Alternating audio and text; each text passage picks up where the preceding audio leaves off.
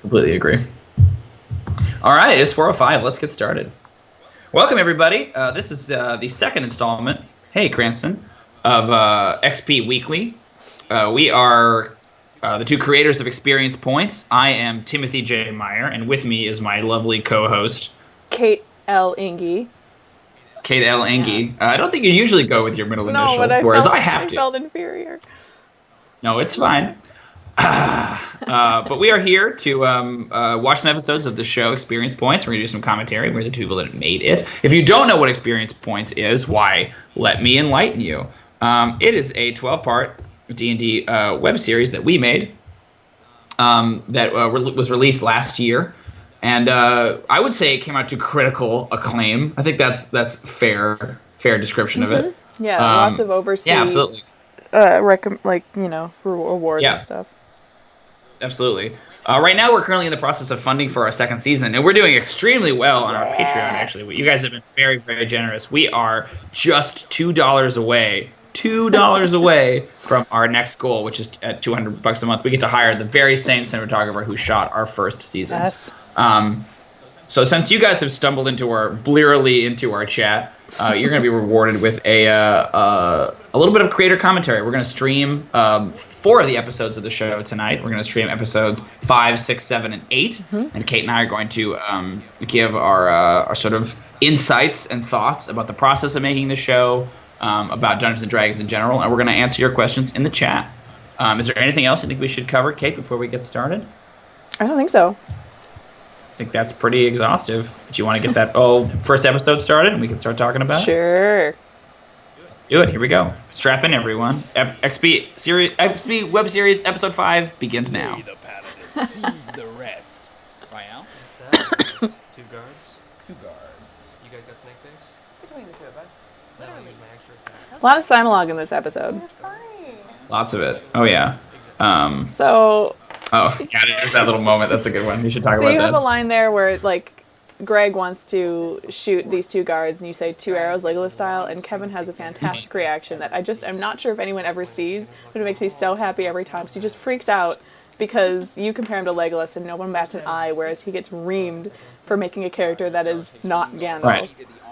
And he even expressly goes like, "Oh yeah, Rael is just like Legolas," and no one goes for it. Right? This is this little moment of ignored vindication when he's like, "You guys see?" and he's just, no one cares. No, I didn't even think about that when I wrote it, and it worked out just fine. Just love it. It's a cute little moment. So this is our combat episode, our first real taste of combat. There's a couple more that come later in the show, but this is the first time when I think the whole episode is basically just the fight between Casimir and the party on the stairs. It's a challenge I found to write this. It was exhilarating on one level because it's kind of the purest form of Dungeons & Dragons. No one who plays doesn't recognize kind of what an encounter looks like. But I found it ate up pages. It was very, very sort of page consuming. They only get through, I think, 2 or 3 rounds of combat in this one episode. And it just, by the time I finished, okay, cool, we're right here. I'm like, oh, well, that's the whole episode. We're right here near the end. At this point we have all the different elements. We have Casimir has kind of revealed himself. He's got some obviously supernatural abilities. And we have the guards have just arrived at the beginning. And, Zydromedes, I think, currently is trying to decide whether or not he wants to actually participate or not in this Which fight. I think is a cool element, too, to just have, the one person that's I'm going to do everything I can to make this not happen, and try even diplomacy, not on his fellow, team or anything, but definitely, right. out of character, don't. That's round 1. Right. He's sort of the last vestige of the talky aspect of the party. Still kind of desperately to cling on to the idea of no, this isn't how we do things. No. Kevin in the chat made a good point that Cody has made some faces this episode that are beautiful. I think it's fair to say that Cody's face is always beautiful, and that Cody is our blush baby boy. And we love him. For those of you who don't know, Cody is the actor that plays Greg. And he's really sort of the light in all of our hearts. I miss him. I miss him all the time. I miss him, yeah. Every day. I miss him a little more, yeah. Let's see. Like I said, lots of Sinologue in this one, which was interesting considering all of the combat and stuff. So it's kind of like bouncing around between someone and you and then everybody else. It does that a couple times, and that was like tricky to orchestrate. Yeah, it was nice to find. It was became the challenge was finding like which little bits of dialogue or combat aren't super relevant. We don't necessarily just hear how much damage somebody does when they hit. Although I intentionally at one point put in Simulog where then someone misses something important, like, oh crap, did I get hit? I wasn't paying attention. I think that's something that happens a lot at the D&D table. It's not as much Simulog as there is later, but this is one of the big examples of it for sure. What are you doing? Eyes on that guy. And the energy changes too because it's combat mode, so then there's like just more commotion in general and everything. Like no one was expecting this to happen, but it was also like. I think that's definitely a part of it, is that it's a surprise combat. It's not a combat anyone had foreseen, and it's not like in a location that Alan has really prepared for a combat, right? It's kind of, they're literally on the stairs. They're in transit in between two different areas when it sort of goes down. I think the actors do a really good job of conveying that energy shift that combat at D&D, usually at my tables, I find that it always has a different buzz than sort of role-playing or exploration or that kind of thing. Like, everyone is kind of at stake. Anyone could get hurt. It's a lot more energized gameplay. I think everyone does a pretty good job of conveying that. Everyone but the garbage dungeon master. God, he's so boring. I hate every time that he talks and is on screen. I think the whole point was just to cast the most boring, unlikable person ever, right? The idea is that he just like fades into the background. You're not really interested in him or his character. He's just a vanilla shake. That's it. Look at his costume too, just gray. He's like just fades back in. Fades into those maps. Yep.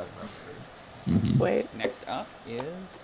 It was really exhausting, actually, DMing or acting this scene, these combat scenes, because it's so much math and so much like remembering whose turn goes what and then which turn happens when. So like I would get turns confused a lot. Like, oh, Rael, you've shot those. Oh, okay, no, crap. That's in 2 rounds, or that was last round, or like a lot of the turns start by me just scooting the magnet down and saying Lady Celeste or whatever, trying to remember which scene or which round it is.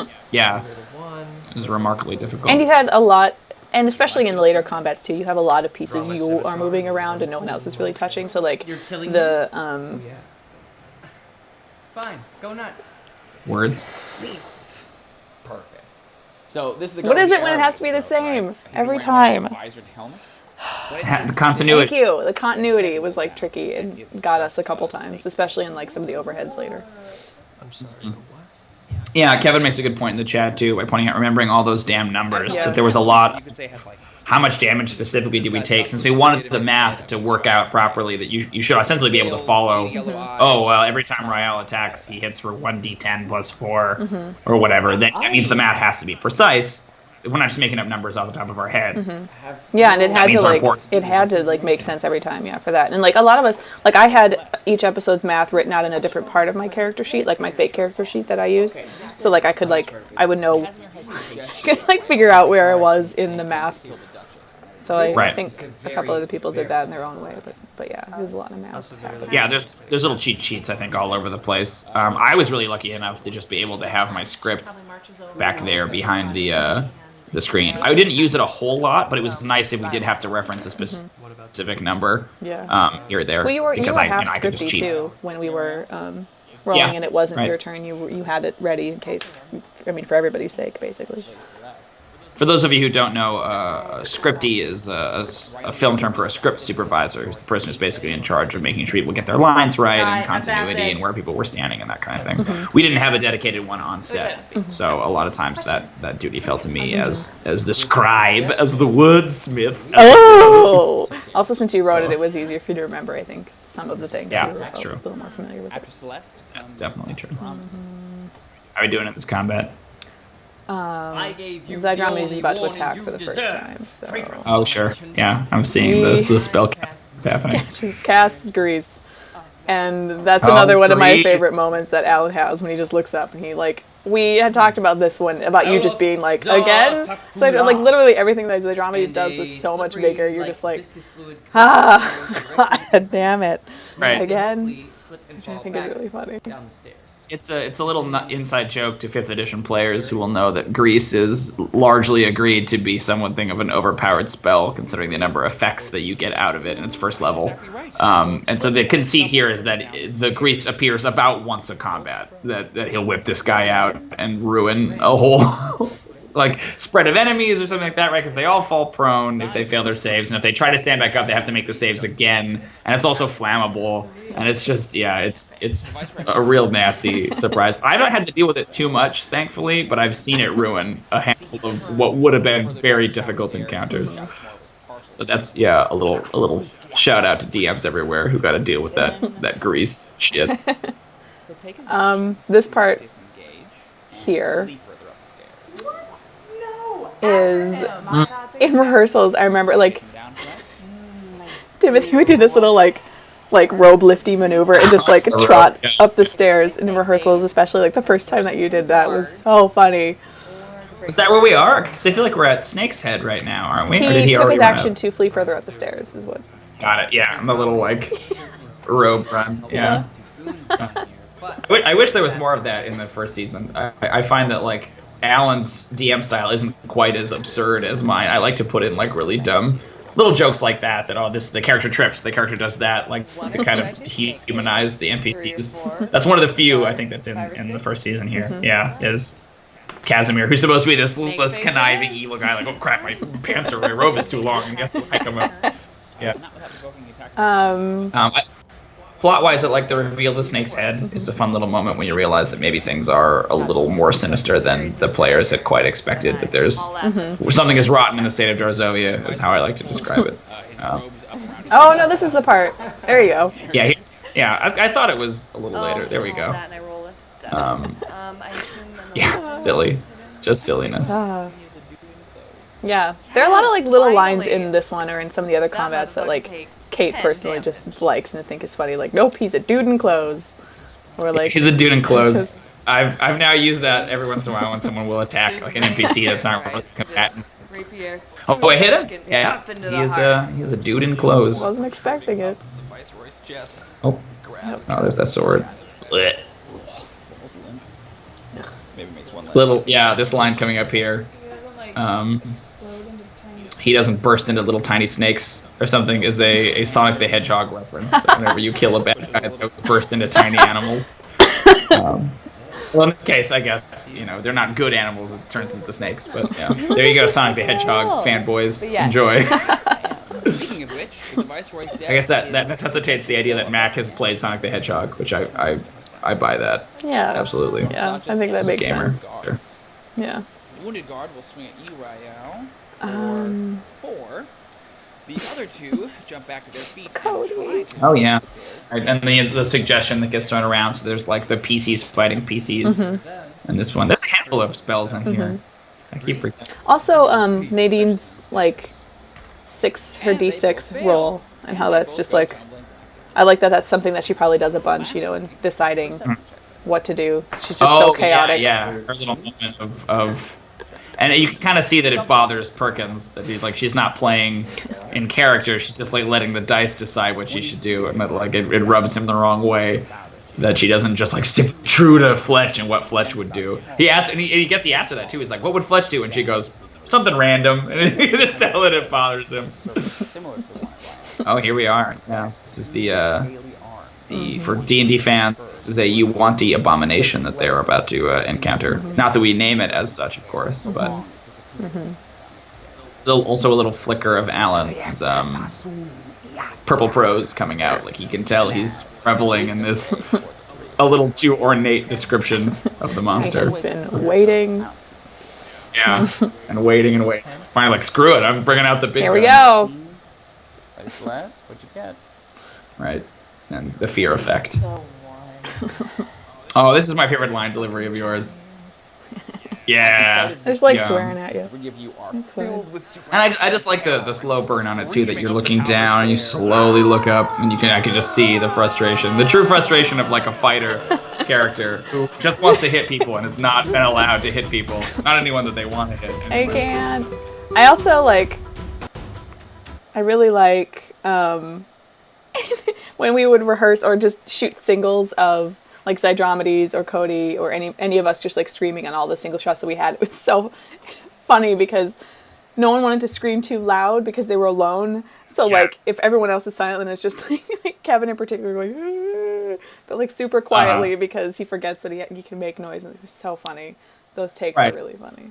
And I think everyone is screaming in character voice too, which is a funny little joke. That like Max is and then Perkins is the ooh, like old man. And Cody starts just normally, and then he like switches, and he's like realizes, and his is probably my favorite because we've talked about his ridiculous Batman gravel voice. So this one is just super comical. All right, cool. That's episode 5. That's our big combat. If you are just tuning in, as I see we have a couple of new entrants, we are Timothy and Kate.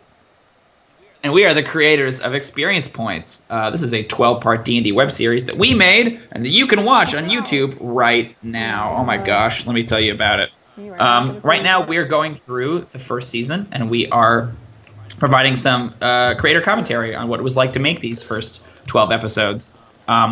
As I would be remiss if I did not make a plug for our Patreon here as well. We're currently in the process of fundraising for our second season, and we're super incredibly close to our $200 goal, which would allow us to hire the very same cinematographer who shot this beautiful season to shoot our second season. So if you like how it looks, you like the pretty camera and the pretty lighting, then please consider making a contribution to our Patreon, which I will link right here. Awesome. Cool. We're gonna roll into our next episode in just a second here. Kate, do you have anything you want to talk about before we get this one started? No, this is maybe one of my favorite episodes. I like all the little. I like the areas that we go into, and I think we have some shots we haven't really seen before that I think are really cool. And we get to like, there's like a shift, kind of, not quite, but. Mm-hmm. Yeah, I like the elements that appear in this episode the most, I think. This one introduces some interesting intrigue elements that we're kind of missing from the rest of the show thus far. And it also is a nice little grab bag of a couple of different sort of D&D moments. There's sort of the 5-minute rest is in here, and there's like a cool stealth section. And then there's a little bit of sort of map porn at one point. And then a nice little... the sort of button on the episode is a little bit of DM description as a little hint as to what's to come. So yeah, it's a nice little like potpourri of a bunch of different D&D ideas. Cool. Yeah, you want to get us started? Let's do it. This is episode 6, everybody. So Fletch, you're standing there. You're raping. One of the. Sorry, go ahead. One of the interesting things about the show is that there's very rarely any time gap between the different episodes. They almost all start immediately after the previous one began, which can sometimes be a bit of a pain in the butt. When writing this one, I tried to find a way to make this little opening humorous, without repeating the same beats. Like, okay, yes, she goes down, she sees the monster, the same thing happens to her. Right? That's the kind of thing that you would normally kind of gloss over. But because of the nature of the show, that it's all one continuous piece, you kind of have to. You don't have as much license to skip over things as much. Following suit with the Gandalf Legolas conversation, then of course Zai has a Gandalf line, which is just like further. Right. It just seems like they've had this argument a bunch of times. Yeah, I read the book. And they're just making like jokes to each other about it, like it's become an internal joke. No, I'm not Gandalf. Stop. Stop. Ooh, but here's a Gandalf line. Absolutely. Yeah, pixel fights. I dig that stealth section as well. Oh, Roz has a question in the chat. This is a perfect question for Kate. Roz asks, do you or are you thinking of having a blooper reel for season 1? Don't worry, Roz. That was part of the planning of making the entire series. I love bloopers. I put them in everything that I do. So I am working on it currently, and it's going to be There is a blooper reel in production right now. It's about 900 hours at the moment. It's longer than the full series that we shot, so I'm working on it. Only Zydromedes then, man. She just loves bloopies so much, so expect some bloopers. It would be a great perk for Patreon. I don't think you know what I mean? What a great perk. Wow. I just think he's fucking old and wrote the script. Just saying. Exactly. A moment, good friends. Oh, right, These yeah. old bones are not what they once Is were. him on the stairs. Zai, as you catch your breath, you glance to the side and realize you're standing right in front of the war room. I like that in this episode they're in the castle, but like it's areas they're familiar with, but the audience or Mac are not really familiar with, and it's just sort of this calm, sort of eerie, like we just did something big, but now we're just like semi hiding in the castle, but not really. I don't know. I just think it's like a cool like. There's a slight paranoid tinge of where can we go, and this is a place that we were normally very comfortable in like an hour ago, and now all of a sudden it's kind of hostile terrain. Yeah, that was one of the big design conceits behind the season 2, was that I wanted one location that they are really familiar with that I could like then turn sort of against them, and it becomes a place that's not safe for them anymore because of Mac and all the trouble she causes. Come on, Mac. No regrets. No regrets. Oh man, all 3 of those like advantage rolls at once. Dice day. Tip for you guys if you're writing a live action D&D web series, which is going to use authentic dice rolls, don't roll a bunch of advantage checks if you can, because they're extraordinarily difficult to arrange. We talked a little bit about Dice Day last time, but we had to basically use some CGI to make those advantage ones work. Literal CGI. Because what are the chances of just rolling that? Yeah, our wonderful VFX guy. It was hard enough to get both dice in the same shot at once, and sometimes that didn't even happen. Sometimes we had to like, I think once or twice he had to CG, like I'd be like, I want this framing in this dice. Can you just also make this dice like come in? Not too often, because that would be cheating. But I think like once. That was about as high tech as we got, was fudging those dice. Yeah. But also, oh right, Perkins has this ridiculous monologue about, you know, when I was but a squealing babe, this evil was fading in the memories of the lore masters, I think is the line. Yeah, it's just but it has returned. The silliest, most overwrought thing. Yeah. And just cool. What do we do though? Great. Agreed. I don't know what you really said, but shut up. Lady love. I also like anytime Fletch talks about the Duchess and like it's so uncomfortable. It's like, ugh, God, right? Yeah. quit it. It's that weird Captain Kirkian, like, oh, listen, here's the deal. So many eyebrows. Yeah, agreed. Now there's that goblet. Do you want to talk about it? Actually, yeah, the goblet was a gift given to me by a previous adventuring party that I DM'd in my youth, and I found it one weekend when I went home, and I'm like, oh, my goblet, and I brought it home, and then it just became a necessary prop for season 2, or for season 1, and it is also a prop in season 2. Believe it or not. Yup. How's 10 points of healing? Not enough, or you want some? Rael's thinking about sneaking off. That puts me at 41. Thanks. Yeah, no problem. Doing a little bit of lay on hands there. Because you're sort of the party healer. Like, that was one of the original jokes, was you came in, you were like, you're supposed to fill the cleric spot, but you do it with a paladin. Yeah. Like, you can heal, but it's clear that that's not Mac's priority. Yeah. You didn't make a cleric, you made a paladin. Yeah. Here's another example of them not being able to exit, and we had to wait and film on a completely different balcony. Yeah, so this... Hey, you want to talk about it? Yeah, so this is a very tight balcony anyway, so we couldn't do any kind of like 2-shot or wide shots. We had to just do these singles, and then the dice shot was also filmed at Dice Day, just with different lighting, so it's not actually on the balcony. Magic. But yeah, it's just these two standing on the balcony with like Adam crammed up into a corner and like a sound person also crammed, and me just like sitting like against the wall watching this happen. Yeah, for context, the balcony is maybe the size of like an outhouse, right? Like that's about maybe like 2 outhouses next to each other. Yeah. Like, there is no room in here. It's about the size of a closet. It's very kind of thin and everything too. But in all of Alan's coverage, there's some Pomeranian or something that's just barking like crazy in the background, and then not in Greg's coverage. So it's like. This weird dog is having these ideal. spastic fits. Couldn't handle it. Bark, bark, bark, bark, bark. Silence. Had so much to say and then bark, nothing. Bark, bark, bark, bark, bark. Silence. Yeah.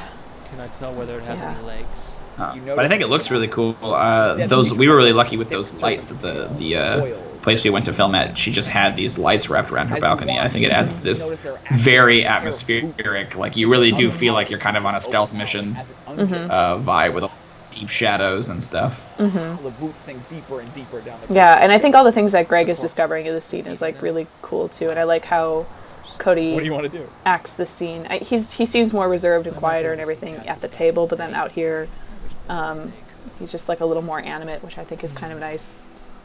Yeah, when the spotlight falls on him, you realize he's a little less shy than you kind of thought. Yeah.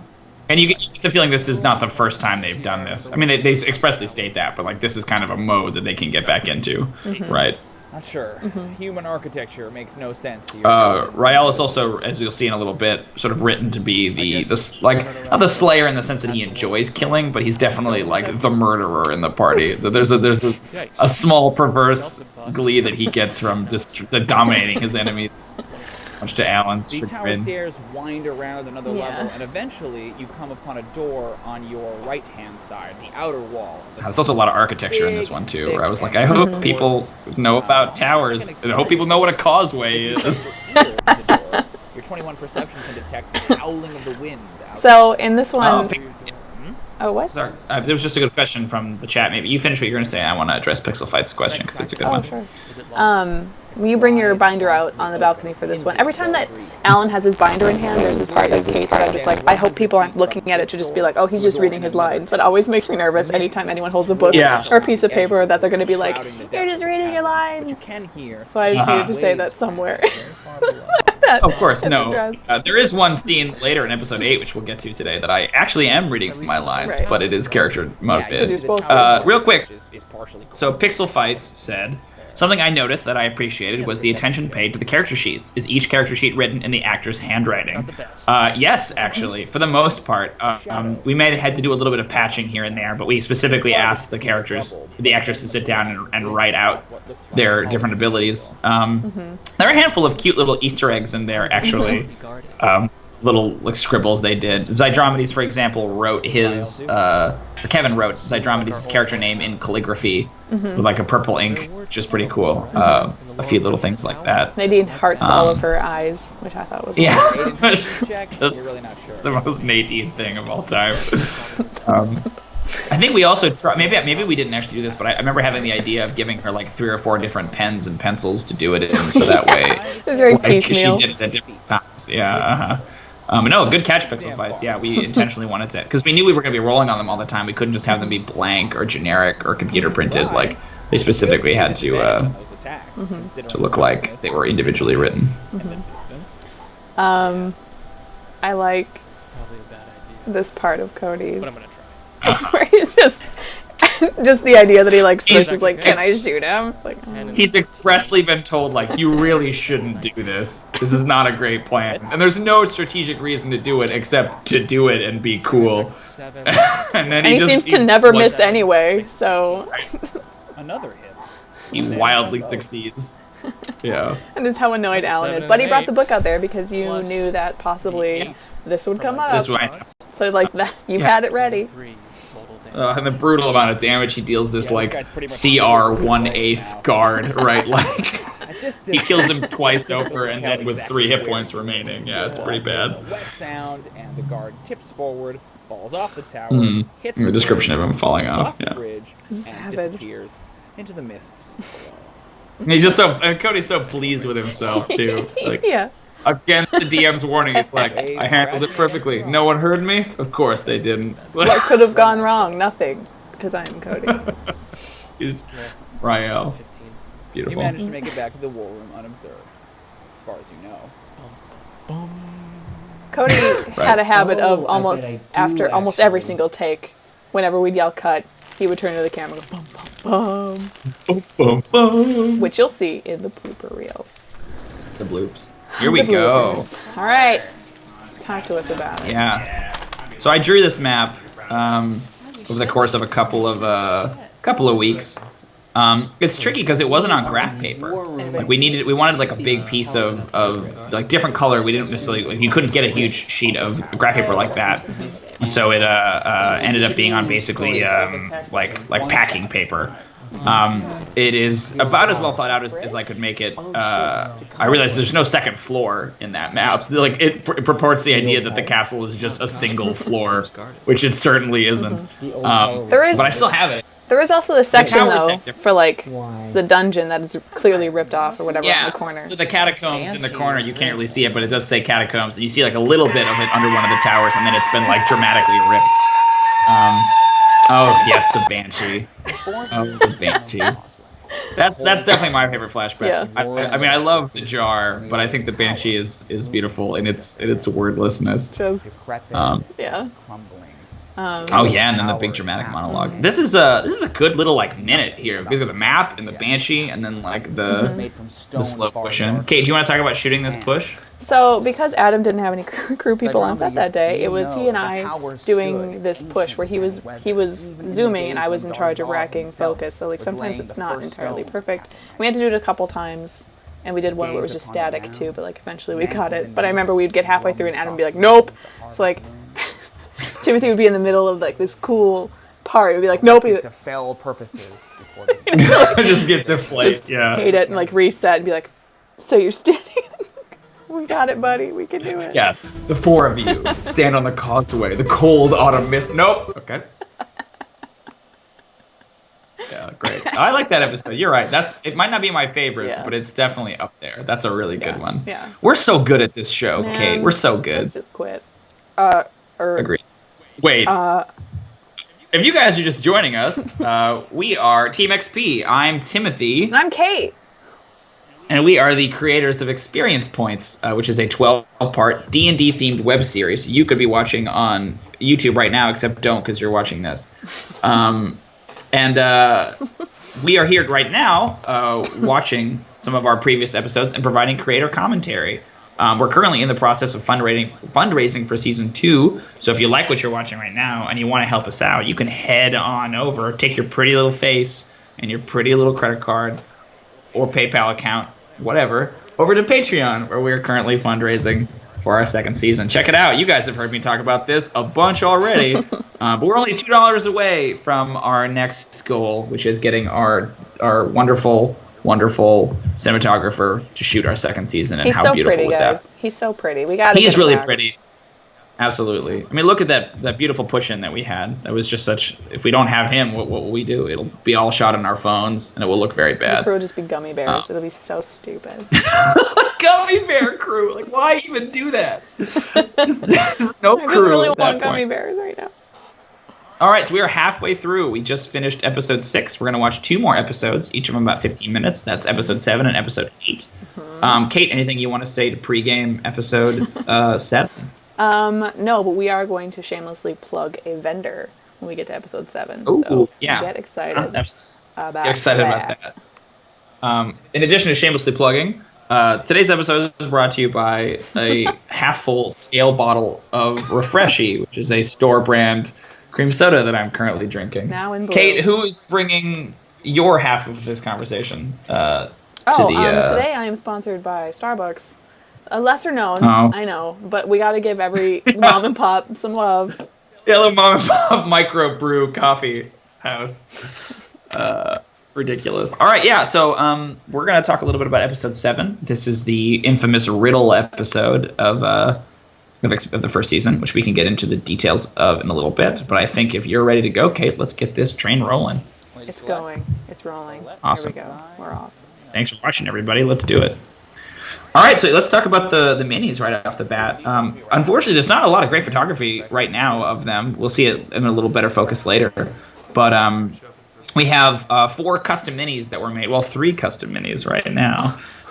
Were made by a company called Hero Forge, which we've reliably worked with in the past. We heard about them through one of our great friends, Erika Ishii.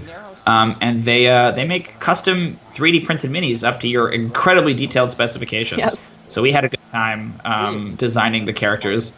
And as you hear Alan describing in the beginning, or as it's described, Alan basically designed them for his players and brought them on the very first day of the campaign, because he is sort of the uber DM. And that's something that would be unreasonable from a human, but from Alan, the Dungeon Master and the Dungeon Master only.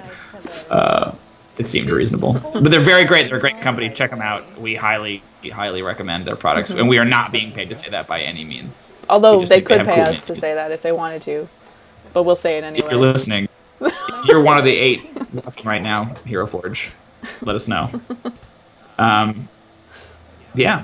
Secret notes. Yes, I love Another secret important- notes that happen in games. After what feels like they're fun. hours. Another important. I also like it's like not a good note. It's just tread carefully. Like what a weird cryptic thing to say. Like only you can see this. It just meant like she has no idea what it means in context. Like okay, Cool. Got it. sounds. Will do, buddy. Sure. It's also like pretentiously written too. It's Alan, right? So it's not just be careful. It's tread carefully. Like what a douche. That's right. Dig A lot of Alright. really cool like description-y things that happen Written in this episode, which I think is interesting, especially tied into Alan's extensive backstory with this campaign. Usual description of the spell? Yeah, it gets kind of trod over by a lot of the Simulog, but there's a lot of world building stuff in the background here that's kind of fun and rewarding on a second rewatch like this. sounds like dozens of different There weren't 2 idiots prattling over the entire thing. That's us in this case, idiots. I'm so sick of us and the things we do. Ooh, look at that! Yeah, someone learned After Effects. You're talking about your visual effects here, Kate. Sure, we had talked about having graphic. I mean, like we have graphics appear like with the phone calls and stuff, and also the initiatives and the math tracker. So we had debated whether or not we wanted something to pop up for the riddle, and decided obviously on yes. I think because it was such an important element. All my long And- years, this puzzle has Yeah. fixed. Do we have more reasons? We had more reasons. No, I just think it makes it appear, since it's not an especially complex riddle, but I think Yeah.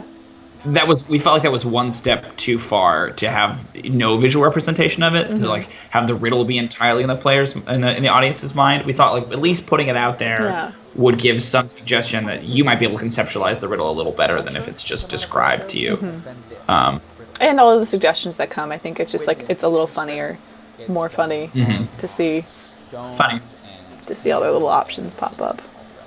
Yeah, absolutely. This day, From a writing level, there's a couple of interesting things in this one. We're going to see in a second here. There's a flashback coming up that's, I think, our longest flashback, as well as a very long section of Simulog, which we can talk about when it comes up. Yeah, here's the flashback. You get there's a couple of great little Easter eggs in here. So we haven't really discussed it, but the idea that whenever the players roll a natural 20 on their dice, they're entitled to a piece of candy. You can see that Trevor, the sort of retired player, is sucking out a sucker. The conceit being that they had just fought the Banshee, who is an undead, and his character was a cleric. So the thought was that he rolled a 20 on some important radiant spell and slew the Banshee. You look at the initiative tracker, you see that the magnet is still next to Banshee still next to Timon, his character's name, because he would have been the last person that went in initiative. Little fun things like that. We had a lot of fun doing on the day to try to build the continuity around the flashback. Yeah. I also like how Heather acts this scene too, because like it's so different from how she normally is as a character, and she's like upbeat and happy and super pleasant and just chaotic and doesn't really care. And this she's so visibly annoyed at this stupid door. And even Right. like the suggestion that she makes is the one that they should have done, because like that's what they end up doing. So it's just like But they don't really go for it. extra Yeah. frustrating later. It's sort of the bane of the instigator, right? Is the railroaded, like, there's only one way forward and you have to solve it this way or it doesn't work. You can even see that I think Alan is a little peeved. I tried to play him as a little bit reserved in this scene, that like maybe they've been here for 10 or 20 minutes and he can kind of feel like nothing is going on, but he can't manage to drag the party away from it. I think the original conceit was that they weren't necessarily meant to solve this right now, and they aren't really even meant to solve it when they encounter it in the sort of season proper. That it's meant to be like a riddle for much later. They just kind of bumble their way into the room. And they're players, right? Like I don't know any player that will like willingly turn from like an unsolved puzzle. I mean, from a player's perspective too, if you're introduced to something, you're like, well, this is when it's supposed to happen. So like walking Exactly. away from The it, you idea- forget that it's like I can come back. Yeah, and especially in an area like the castle where they have free reign, basically. There's no reason they couldn't come back. But you're right, yeah, when presented with it, who wouldn't just try to sink their teeth The in? magic that keeps the door sealed is ancient. It's very faint. I do think Alan is a little mean. Like, I wrote him this way, but I think this is a little bit of a douchey thing to do, what we're about to see here. We did it a couple ways though. Oh, I mean, I think he has his reasons, but they're never necessarily like demonstrated to the audience that because Timon specifically references Lavander, his god, that's what makes the door upset. That the door is this ancient magic that predates the gods. But come on, how are they supposed to know that? You do have a big build up for then nothing happening. Like, For nothing. Yeah. You could have just said he's no. Kind of being an asshole for sure. Yeah. The complaints just didn't. This was another one that was fun for like continuity reasons. Like, okay, what stuff would be on the wall behind you? Where is this in context of the campaign? It's also fun that it's like it's also the unquiet dead. So like that's where the Banshee episode is. I don't know. It's just like those two flashbacks are like the closest ones that happen, which is kind of fun. It's like there's a keen-eyed viewer will see that in any flashback that takes place before the wound happens, we've put that whiteboard right up against the screen because the wound hasn't actually been created yet. So we didn't know, did Alan make two screens? Like, did he know the wound would happen and he just drew it from the get-go? yeah. But now that we're back in the present, the whiteboard is down and you can see the wound on the map. Which we did not realize until the day of, like, oh crap, the wound would not be here. Because I think it's only episode 3.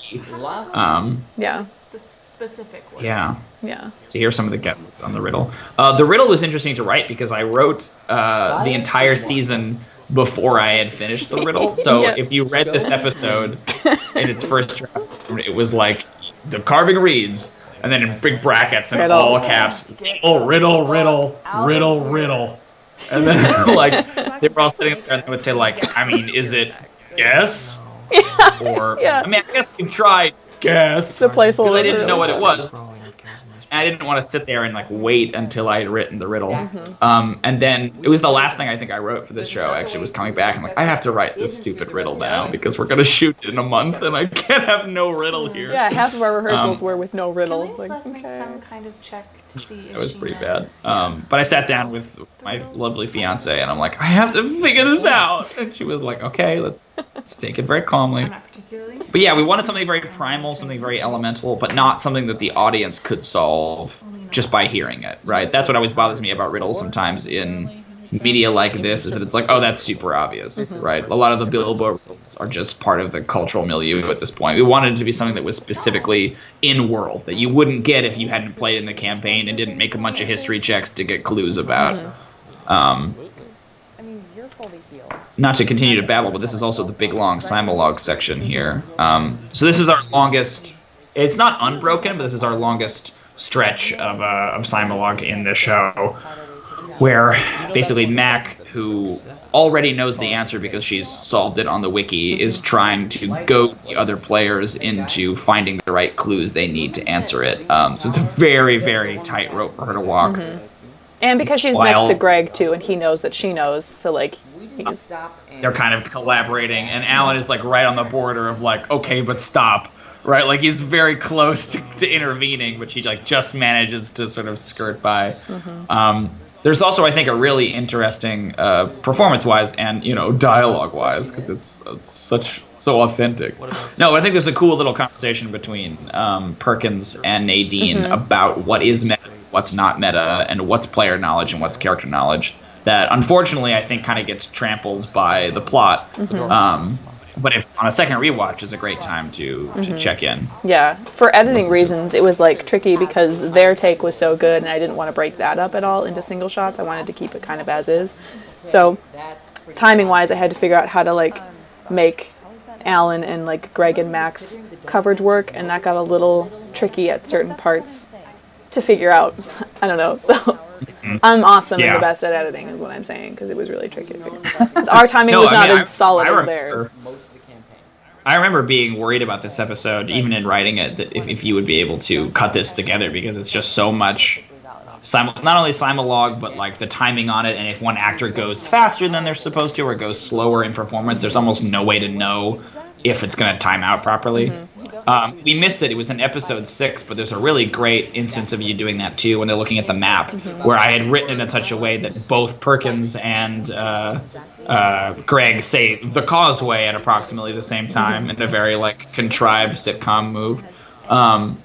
And I was like, I don't think Kate's gonna be able to. This isn't gonna work. And you did it perfectly, and it's beautiful. They had a really Kate's good really team together. I'm the best. I think what helps us though too in this is die rolls, because if I can just put that on a screen, then I can like fudge where I am as far as like timeline. Yeah. Sit and wait while we just watch. Right. And then here comes Mac to try to gently suggest to Nadine, hey, let's not just complain about the riddle. Let's try to solve it together. Might have like This was, for whatever reason, like a trickier episode for me to remember. Like I had such trouble with these lines. deception check to. So even Well, I think they're kind of out of character for Mac. I think is part of the reason that it's like her being careful and like not trying to offend or bother anyone. When that's like the opposite of who she is. I don't know if that's why. That's my theory about why you couldn't remember these lines. Why do I have to have a theory? That's a way about more that? solid excuse than me being like, if I seem trepidatious when I'm delivering them, it's because I'm literally remembering them as I'm saying them. And I'm like, So Yeah. maybe there's an answer because to the. it's hot, but it's still liquid or whatever. Yeah.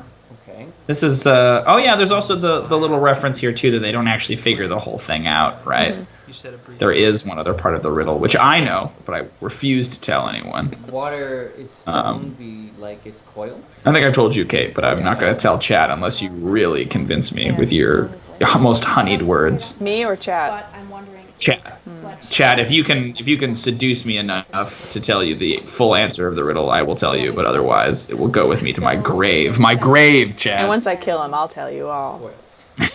Right, yeah. Coils, something. It will be the last word I ever whisper Venom, before coils, I something. shuffle off this mortal coil. Yeah. Worth a try. It's Yeah, 11, 7, Nadine, 17. well, that's a good try, Jixbox. What if I say please? Alright, so Oh, the honey on your words is just so succulent. And they didn't actually say please. They just asked what would happen if they did. What if, yeah, Still can I not try willing to that? actually say please. Just don't forget. is it worth At it? first, you think nothing's happened. And this is the, like, extremely... Oh! Pixel fight. Pixel fight. Well, I just pushed my Yeah. pledge to make sure you went for 200 on Patreon. Pretty honeyed. That's pretty good. I will send you... Oh, you know what? I spoke a little too soon because I do know what it is, but now I can't remember. He's Let me look it up, so smitten. and I will get back to You you. know, my long years of law. You're wonderful, Pixel Fights. Thanks for making that extra contribution. Let me pull up the episode here. Ooh, I love this part. Anyone! I think it's such a good like please! shift Anyone! to the mood. Can Like no it's, one hear it like me? ups it a level. This This section. comes echoing down This the is corridor. complete mood kill. Reverberated and difficult to discern. Oh, I know what it is, Down the corridor. but I'll Do you wait mean- to reveal until the episode's done. Okay. Anyone, please make it stop! It has to stop! God, I love that end song. I love it. Oh, the end song is maybe the greatest thing that we've done in the show. Tired of it. All right, guys, thanks for watching. That was episode 7. We are 3 out of 4 on our rewatch tonight. Before we continue on to episode 8, I want to make an exclusive announcement because Pixel Fights has upped their contribution. So we're now over our goal. I guess let me confirm, but I have every reason to believe Pixel Fights. After- That would be a natural 20 on deception if you didn't. If you just said that and then we told you and went to check it and you hadn't upped it at all. That would Or be like brings it like, back down after we tell him. I mean, which is True. the thing. True. Yeah, there we are. We are over. We are at 202. Very nice. Woo! Thanks, Pixel Fights. So here it is, exclusive scoop. The missing word from the riddle. I believe it's stone is wind, right? Is the middle one, because it's fire is water, water is stone, stone is wind, wind is fire, is rattle. So the conceit is that it is a serpent, right? It has boy, now I don't remember all of them. Venom, coils, Rattle. blank, Breath. rattle, and breath. So it's like a rattlesnake, right? So the idea is that it's the sort of rattling stones, but it also is wind because it makes a sound. So it's a little bit like of a reach, which is kind of the reason I didn't necessarily include it. But that was what I told myself. And I'm like, okay, it's rattle. This is what it is. But they succeeded on their bluff check. So there you go. It's a rattle. Different parts of the snake. Very good. I think somebody has guessed it correctly in one of the comments. Someone suggested rattle. And I was like, ooh, there it is. Ooh. That's correct. Yeah. Yeah. Hey, thanks, Jinx Fox. Jinx Fox makes a point of, I love how you always flow to the credits. That's one of my favorite things, too, is that we have a pretty solid cliffhanger on almost each episode, which I'm happy And, about. like, the song just has such a good lead into it. Just gives you enough where, like, you know what... Like, it has such a good build-up, so you're like, oh, God, the credit! I don't know. I really like that song. Yep. I'm really happy we found it and are using it. And I like how every episode ends because of how it's performed and written, and then, like, just that tiny little lead-in of music into the credits. Agreed. So, Agreed. Thank you. I'm glad you appreciate it. Of course. So thanks, guys, for tuning in. If you're just joining us, as I see a few of you are, yeah, right. Wings and serpents. That makes that's what gets a little confusing. Is it because it does have a fiery breath, right? So is it actually a serpent or is it actually a dragon? Confusing. I like the idea too, Pixel Bites, that you go and you drop the legs like, trick those. I'll raise it every time I want something and lower it again. Just at your beck and call. All right, so if you are just joining us, we are Team XP, and we are the creators of Experience Points, which is a 12-part D&D web series that you can watch on YouTube right now. I am Timothy. I am the screenwriter and one of the two creators. I am Kate. I am the director and the other of the two creators. And you have stumbled into our weekly stream. Right now, we are broadcasting some of the episodes of season 1 that we released last year, and we're providing a little bit of creator commentary. If you are enjoying what you're watching right now, enjoying our inane ramblings, you can always go over to our Patreon, as some of our viewers have done, namely Pixel Fights, and I think a few other people in here, I believe, are donors.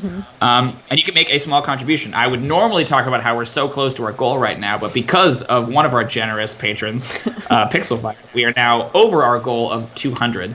So I'm not sure. Do we have a new goal put in there yet? I don't know if it's put in. We have one in. No, we have one in mind, so we'll have to do that today. So we're not terribly close to that next goal, but that's okay. No, not terribly, but we will soon be with your help. Yeah, go check it out. There's some cool prizes there and some cool perks. A lot of them which will pertain to this stream and its future activities. All right, so we're about to launch our last episode of the evening. This is episode 8. I think this is also our longest episode. Maybe episode 2 is longer. This one clocks in at 17 minutes and 28 seconds. I can't remember what. I think it's the longest. The other one I think is about 16. Yeah. But this is probably my favorite episode, so that should be a good tantalizer for those of you who I assume at this point you've seen it. I hope you didn't come in and are like watching it now with the commentary. This wouldn't be a real commentary if I didn't make that reference. The commentary fans will know that literally every director commentary always features the director making the joke of, well, I hope you're not watching this for the first time. So now we are truly in the hallowed halls of creator commentary. How dare you take that comment away from me? I'm sorry. Oh, that's true. It is, well, normally the person creating the commentary, right? Director in most cases, but not always. Is there anything you'd like to say about this episode, Catherine, before we get started? My name is not Catherine. Let's just start it. Accurate. Okay. Watch your ears, folks. This is a loud beginning. Anyone, please, make it stop! Make it stop! Do we recognize the It's voice? very loud. Intelligence check. Just Royale. Just Royale. Because he's the smartest. That's not true. Well, he speaks Elven. 9. I mean, I guess technically so does Zydromedes, but I think the thought was that he would recognize an accent more than Zydromedes. Please, I just really like how much the anyone, mood shifts you must help me. in this episode If there from are like any innocents other in need, thing. then Kamal compels me to investigate. I also Yeah, like, it's kind of lighthearted yeah. beforehand, but suddenly it becomes very grim. I also like how much Mac gets to just yell I'm in this not episode. Someone else is barging in their This is maybe selfish, right? Lovely. Zydromedes can put her an oath and follow. Me too. I'll take rear guard. You might still have the torch. Beyond the door. So here, Alan is about to pick up his campaign binder, and Kate would like to make it very clear that I'm not cheating. I did know my lines, right? Because this is what you had mentioned earlier, Yes. that this bothers you. Or you're worried that people will think that I'm just cheating. Although I guess, as I said, in this case, I am cheating a little bit. Yeah. But specifically. Sort of the conceit here was that because these inscriptions are so elaborate, it's a little unbelievable that Alan would have memorized them all perfectly. And I don't think he would have made them up on the fly either, because it would have mattered that Comprehend language. Right. specific. So the conceit is that he designed all of Castle Nightspear early on, probably before the campaign began, and had written these out, and is now just reading them. The descriptions of the chambers, I think, are improvised, whereas the actual particular quotes that he's about to go into are, yeah. I think the little wiggly finger helps to make it feel a little less like he's just reading something. Yeah. And the serpent gave unto man knowledge. This was my favorite part. I think it's a little indulgent. It's just like, as a dungeon master, this is my favorite thing to do. I love that switch when it goes from being just kind of a silly pastime to suddenly everyone is unnerved and invested and worried. There's a classic example in a previous campaign that I ran that Kate was a part of, where they encountered a Bioshock-esque moment in a wizard's tower where this wizard had conducted an experiment and it had gone poorly. And they had basically turned themselves into some sort of strange acidic creature, and they had carved on the wall my hands, my face. God. And that was kind of the inspiration for this, was this unnerving sort of plunge into the bowels of Castle Nightspear. Yeah. Yeah. Yeah. I'm good to know, Jinx Fox, that other people use their DM binders and that it seems realistic, and I'm hyper paranoid about what people will think about it. Good, awesome. Yeah, I have a binder, but I find that I'm much less prepared than Alan. I tend to improvise a lot more, and my actual DM dialogue is a lot of, you guys, so there's like you're standing on, I mean, I guess you could say it's a bridge. It's more of like there's a lot of ums and uhs and likes. I'm not nearly as polished as this character that I've written. Oh, there's a nice little point here with Kevin's notes. He's got these very ramshackle, scrambly notes that he's written on a bunch of different colored sheets of paper that he actually spent a fair amount of time, Kevin did, going and detailing and writing them out. He drew the archway and stuff, which was cool. And this continues. The door. Yeah, and so he's you can tell he's kind of frantically trying to get as much of the details as he can before Alan moves on. I don't know if we still have those. That would be a great little prop release, to be his weird scribblies. Kevbot, are you still in chat? Do you have those somewhere? I might have them in the bag. I can't remember. Yeah, I could look at my stuff. I have a big binder full of XP stuff as well. Might be in there. I feel kind of bad for Zardromedes because this is like a jackpot for his character, and then we're just like, nah, shut up. Whatever. Shut up, get out of here, who cares? Shut up, You don't nerd. get to do anything fun. We have to keep going. This is precisely Yeah, the time for absolutely. dusty tomes and But I think it's nice because we just came from the other episode where they all sort of worked together and they cracked this riddle that they had been wondering about forever and had forgotten about, and they had this camaraderie, and then this creepy thing happens, and so now they're kind of finally combined and Right. trepidation. They're much more of a moving team forward. now. They've been through the shit, and they're back on the other side of it, right? Can I still hear them on those? That said, their next episode about to have their kind of big divisive moment, which we'll get into next week. But I love the way the I think they're perception checks, but the way that they're done here, where everybody rolls a perception check at the same time and they come up in the four corners. That's one of those dumb things I do as a DM all the time, where I'm like, perception checks, everyone, and then I get 4 numbers shouted at me, and I have no way to process them. Why did I ask for 4 perception checks when I could just check passive? I'm like, everybody making this, and 19, 12, 44. I'm like, oh, okay, hold on, say that again. I didn't get any of them. Can a 14 perception pinpoint? Yeah, I agree, Jinx Fox. Note taking can be very hard. Not done a whole lot, I don't think, anymore. Maybe at your guys' tables. I have one player in my current game who's an assiduous note taker. But that's about it. The group falls in behind. Most of the time, the players... I found, my players, I've been surprised at their memories. One of my last campaigns, the players were just on the on point. We can't with Mooncrash with character names and locations and things like that. Things I'd assumed they would never remember. Well, you also had the Obsidian Portal too that we could reference, and that sort of helped. And like, if we're going into an area that we're like, oh, we've been here before, like sometimes I would check back and be like, what did we meet? What is this thing? Yeah. And here we go, getting into the real meat of this episode now when we meet the prisoner. I also like how like dramatically you reveal it, and then people don't quite get it right away, and you're just a little deflated, and you're like, oh. Yeah, that comes up in a second. I think it's great. That's such a DM thing where you're like, this is the coolest, and no one really picks it up. You dropped the mic, but the mic wasn't on, so like nobody noticed. And you're like, no one heard it. Yeah. Crap. Yeah, Pixel Fights. As a DM, they truly love the passive perception. It makes things much smoother. I should totally use it. I just don't. I'm just bad dungeon master. You are right. You are just. Yeah, so a little bit of. I was a little self-conscious about this performance. I kept telling myself, like, this is Alan going a little over the top with the twitchy fingers and the not super convincing British accent. One piece, barefoot.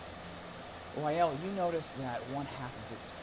It's just so creepy. Sorry, now I'm just watching my performance and disliking it. No, it's just so creepy. All of it is. I especially like when you like name the person. I think that's such a. I mean, it's a good moment anyway for everyone's reactions, but just like the way that you like that you chose to do it, where you're kind of like nervously, but also like duh. I don't know. I like that. I like that. Sure, yeah. Roll me an intelligence check. Cool. Thanks, Pixel Fights. Appreciate It's it. got 2 digits. I think that's a 19 then? This place, these cells, these corridors, the dripping water. Yeah. When you bring backstory into stuff, I don't know. I just think it's fun.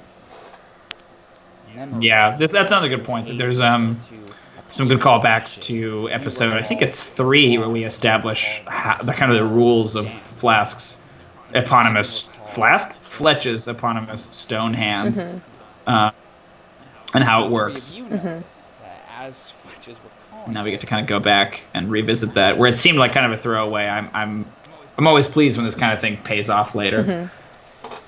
You'll also notice that in the dungeons there's like a music shift again, because now we're in dungeons, so we got to do a lot of like very undertoned dungeon-y music. I don't know. It's very like yeah. I mean, you get it. Also, that's on the wall behind him the entire time. On the wall the whole time, yeah. I'm gonna pat myself on the back a little bit. I'm really happy with "She is right. She is just. She is doing what she must." Just as a creepy mantra, like it's one of those few things that just comes to you. I was like, oh, it's that, and it rhymes. Hey, thanks, Pixel Fights. It's one of my. This is definitely my favorite episode as well. Because suddenly there's stakes. Like before, they're just kind of playing and it's fun and it's cute, but now all of a sudden, weird consequences from something else. Yeah. Who is your mistress? Here it is. I love it. It's one of my favorite split screens too. Peeks up at Lady Celeste. The Duchess Knight speaks.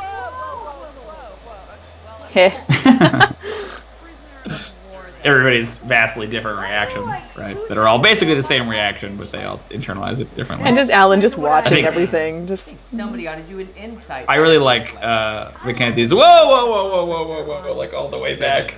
This is my favorite. Done with that? Can I roll medicine? What I want to know is whether or not Avendel's been injured, specifically whether he's been tortured. I like the overload that happens to you in this one. Okay. Everyone's giving me their dumb checks that they want to do. Silly PCs. Right? The little ideas that we come up with. I know. Dumb. This is one of those convenient, I'm the dice master, I get to decide what everybody rolls checks. It would be a little anticlimactic if people could just kind of instantly figure it out here. So I sort of cheat a little bit and like, oh, Zydromedes rolls unusually low on his check, and oh, Mac also doesn't really roll very well, right? Like if had Zydromedes rolled a 17 or something there, and it's just instantly like, oh, she's a Medusa, then that kind of takes away from that moment in episode 10 when we get to see it, right? Drama. Maybe it's episode 11. It is 10. It's 10. Drama. My medicine's at 13. Drama, absolutely. It's almost impossible to examine. He does look emaciated, and you can see several scars where his skin is exposed. Prisoners. Yeah. Mm-hmm. However, Oh, when you lift up his chin to examine his face, you get a better look at that performance. Alright. Yeah, the stone face. That's right. This is the moment, right? the stone. I'm the coolest. My name is Alan. Sit with this information. When I literally go like, yeah. So, And here, like, Cool. wait, but is normal Oh, skin. what don't you get guys- about it? oh. Excited and terrified, but no. The other half just kind of That the has been and I like too that this is something that the actors sort of did on their own, as to like if you watch their reactions here, who realizes it when that Greg knows almost immediately, And as you watch, and I think Perkins is the next to put it together, like the eye, and then Mac is sort of last. Well, like before an AD, Yeah. who obviously does not Doesn't internalize it right yeah. away. when you lift up his head Disbelief. to examine, I like that she's almost in denial. She's like staring at him like I don't. Again, What's happening? Yeah, doesn't see the link. like, I'm sorry. But Captain? You're Cody's weird, like levitating hand. He's coming from the dungeon. what? So this. I like all the things we do for scruffy episode 1 too. I think it's funny. Like they all, especially their costumes, are really funny to me too. Just like Yeah. I planned them, so like Once, go of me. course, But they're I captain, then so over the I don't know. She's got like her cool shirt on. none know It's like the Robinson treasures has like of the his seven like straight. bomb ass cloak. Full cloak, yeah. There's a big Taco Bell bag, as though someone brought Taco Bell. my Yeah. lady, such a pleasure. Extends his stone. I think I got to give props to Kevin on this one. He was the one that came up with this episode title. I really like. Episode 1, Psydromedy is Arisen. It's such a good title. I'm like not the kind of title I would ever think of. Like, but it's perfect. It's beautiful. Psydromedy is Arisen.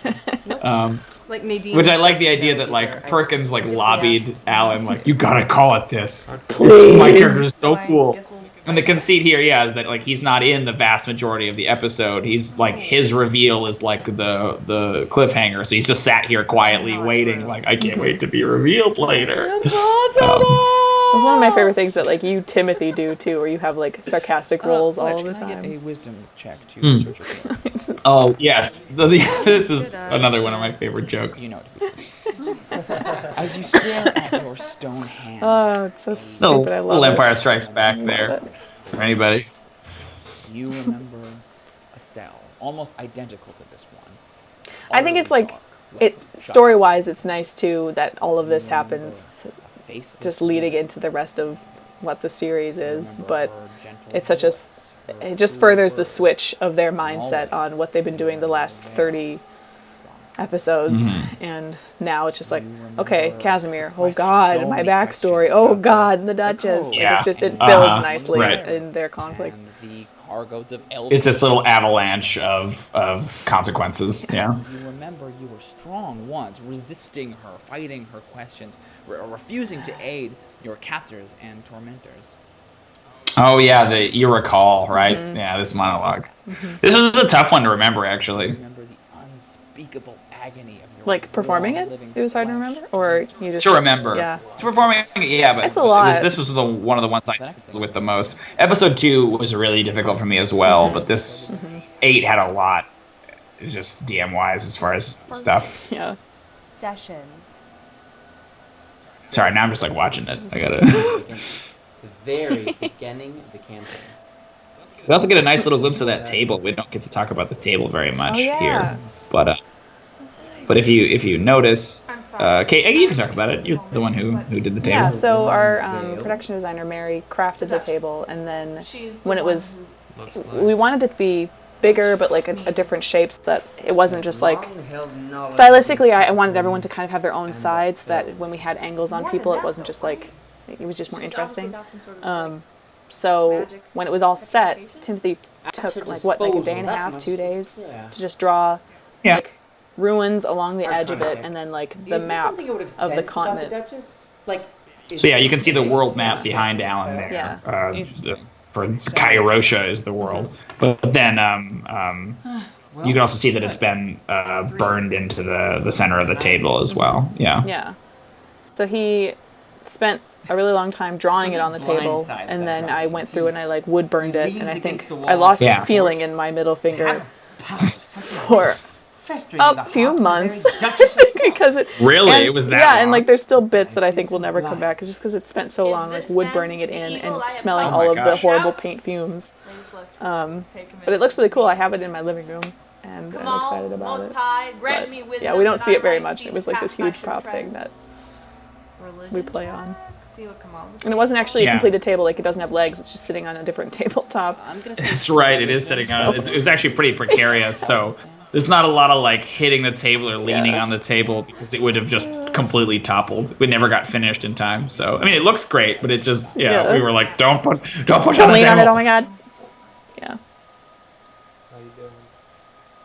Also, like in a small way, you'll notice that we try to never go behind the DM screen because it's Yeah. secrets and stuff. But like in every shot, we never go back there really until like we're out of What now? an armored gameplay. footstep echoes. And even Yeah, I then, we think don't that even was go one back of the- there. And that was like the point.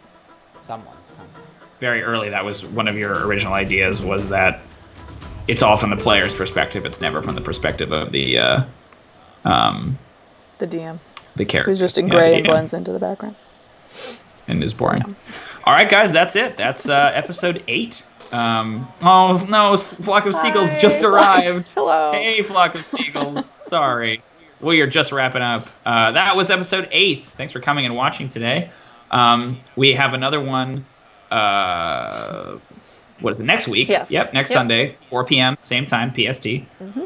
If you did miss this, like our poor beloved Flock of Seagulls, it will be on YouTube as soon as we can get it uploaded. So probably later tonight. Yeah, you will maybe vamp for a little bit if you guys had any other questions. We'll talk a little bit about the show and that kind of thing. I'm sorry, Flock of Seagulls. We love you. We really appreciate Thanks it. for coming.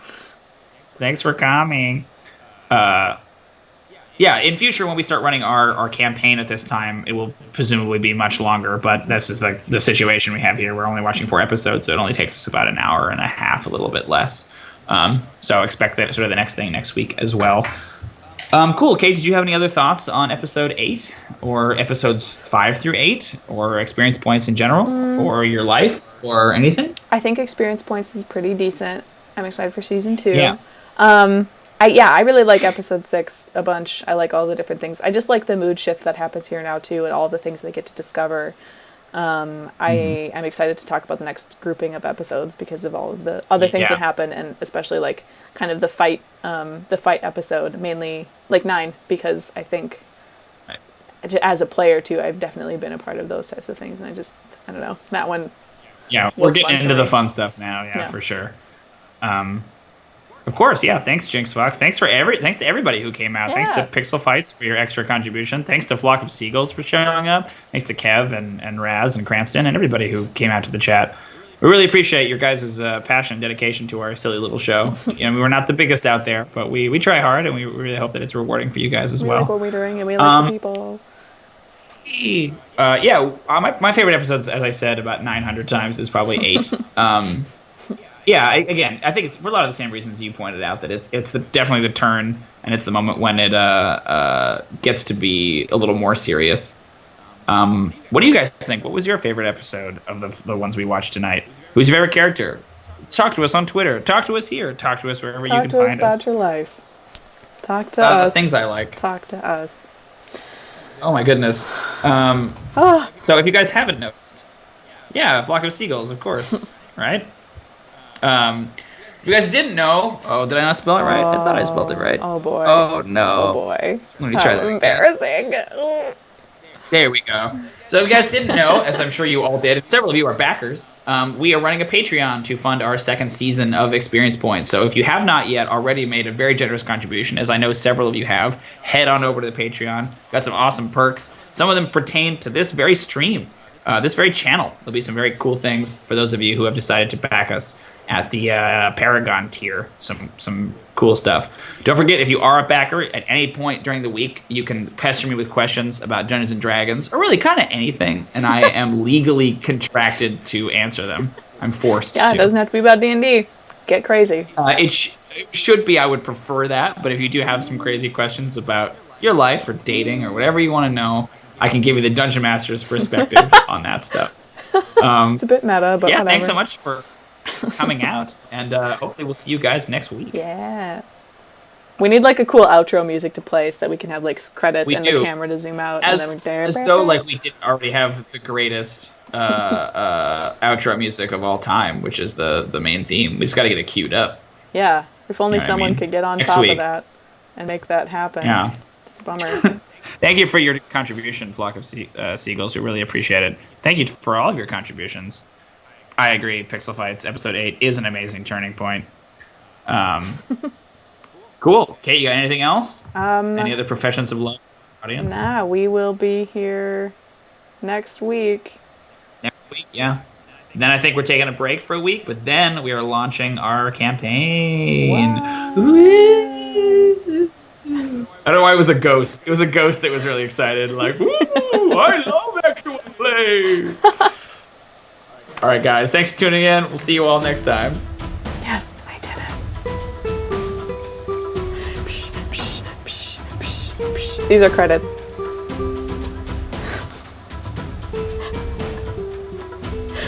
Well, Are we still I'll just stop on? it. No, okay, we're done.